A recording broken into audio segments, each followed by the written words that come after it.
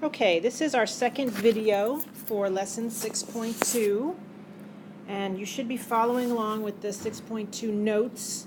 You can either download them or have hard copies in the classroom if you want them. This is the second video. We talked about creating the integrated rate law for a first order process in the first video. In the second one, we will talk about a second order process. Okay, so here we have a sample generic reaction.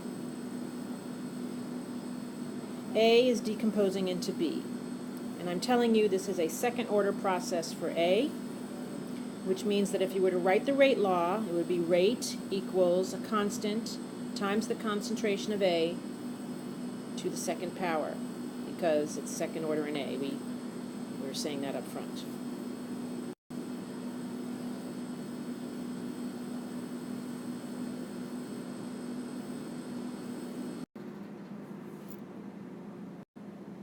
So here's our reaction, and we said it was second order. The rate at which A actually disappears is equal to, there should be a minus sign here, I think,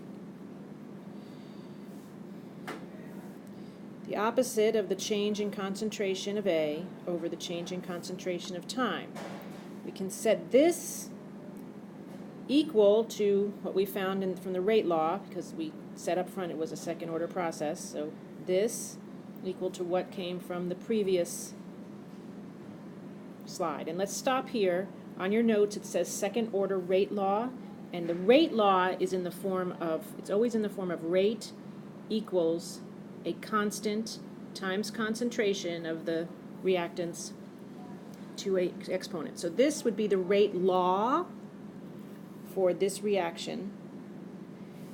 And now what we're talking about is an integrated rate law, because that helps us evaluate concentration versus time. With the regular rate law, you're comparing rate and concentration. Okay, so you wrote this on your paper under second order rate law. Now we're trying to come up with the integrated rate law for this second order process. We're going to make this equal to what we wrote on the first page. This is where the calculus that we're not doing comes into play. This is mathematical rearrangement. Divide both sides by k, multiply both sides by delta t. You come up with this. Using calculus, this can be integrated to come up with this. If you use integration, the integral of, calculus is not my thing, of the change in A over A squared equals kt. Should that be, I think this was the change in t. Anyway, you get this. And this is the integrated rate law for a second order process. So this circled in blue is what you should write on your notes for the integrated rate law for a second order process. This equation will be on your equation sheet that you use for the AP exam, and you should start using that equation sheet when you do your problems so you're used to looking for these things. I'm not sure if it's in this form or not, but we'll talk about that tomorrow or on Tuesday. So as you can see, this equation is in the form of a line. This is y equals mx, this is m, t is x, plus b. This is your y-intercept. So this is a linear equation. So that means that if a reaction for a particular reactant is second order, then if you plot 1 over the concentration of A, that being y, and versus time being x, you will get a straight line of this form. And the slope of that line will be k. So you want to write these things down in your notes. Y for a second order process, t is x, the slope is k. The y-intercept is 1 over A to the 0.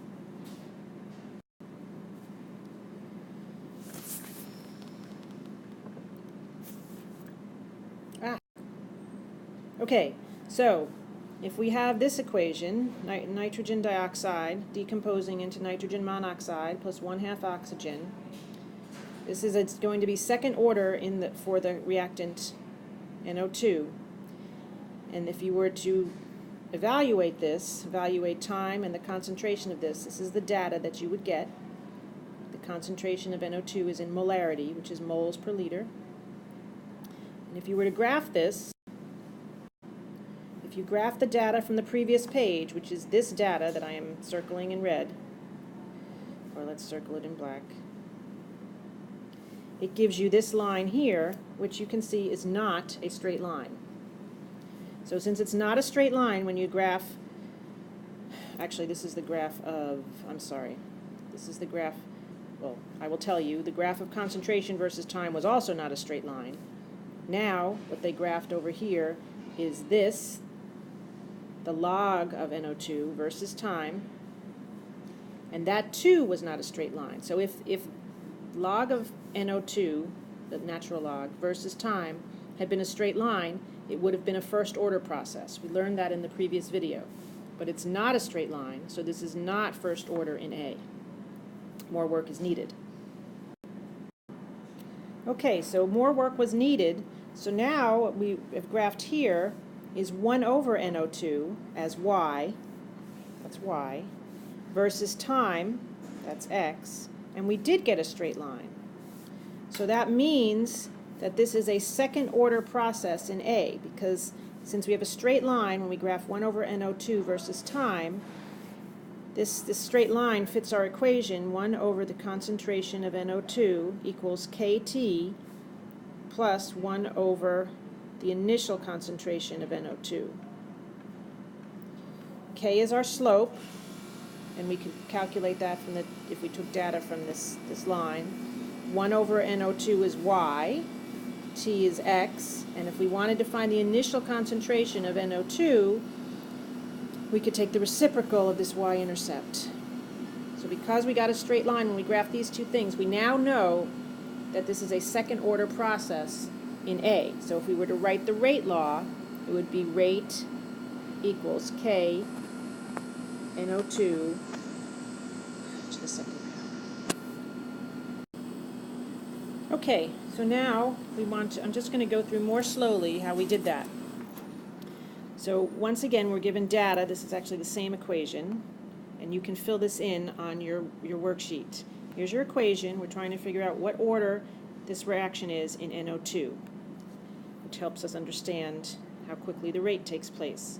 We have concentration data for the reaction and over time, and if we were to plot NO2 versus time, we would get a curve. Okay, so that is not a straight line, so that means it's not zero order. The concentration versus time would be zero order. We'll talk about that in the next slide. I'm going to try to erase that. Great. Okay, so now we need to come up with a straight line. It's not, so we're going to now calculate the log of NO2 so that we can plot that versus time. And the way you do that is you take your concentration and you take the log of it. So you take your calculator,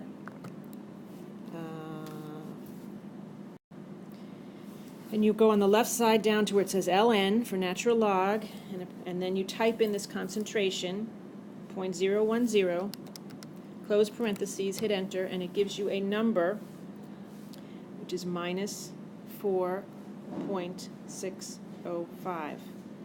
Okay, the same thing. For the second one, you're going to go hit ln and type in 0.00787, close parentheses, hit enter, and it gives you minus 4.844. So you can pause this and fill in the rest.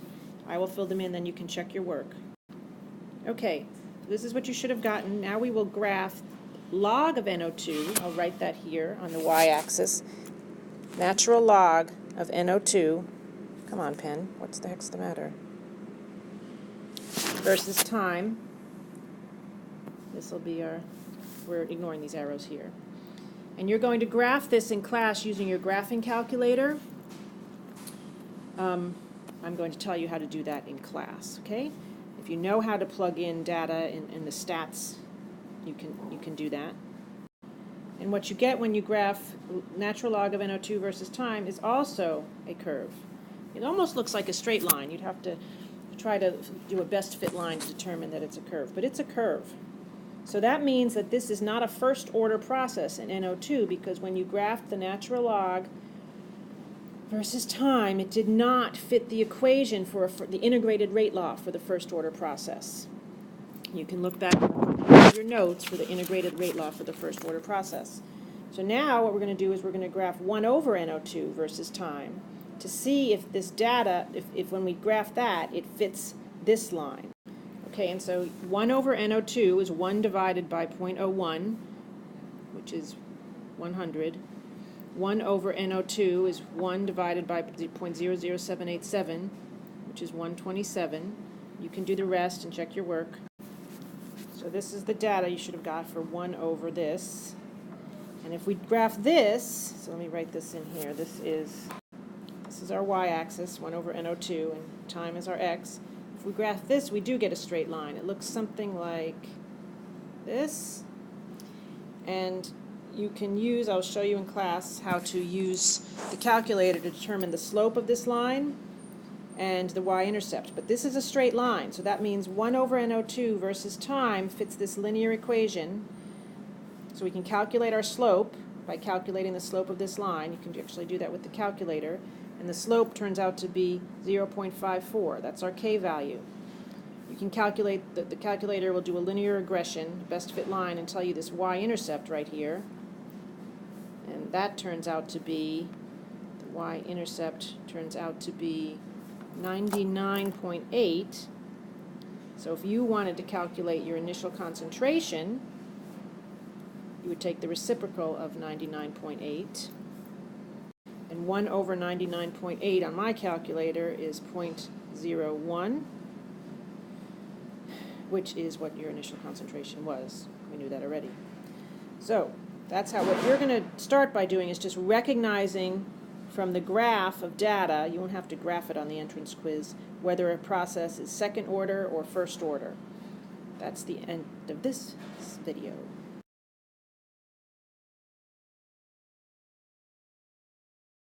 And then we go to this one, and then we go to the next one. Interesting, what does this do? Oh, you can insert an object. Math equations. Interesting. Symbols. Delta, that looks good. Structures. Fractions, I like that. And this is text, I suppose. Oh yes, type, good. And what's that? Oh, I bet that's shapes. Ooh, arrows. Move.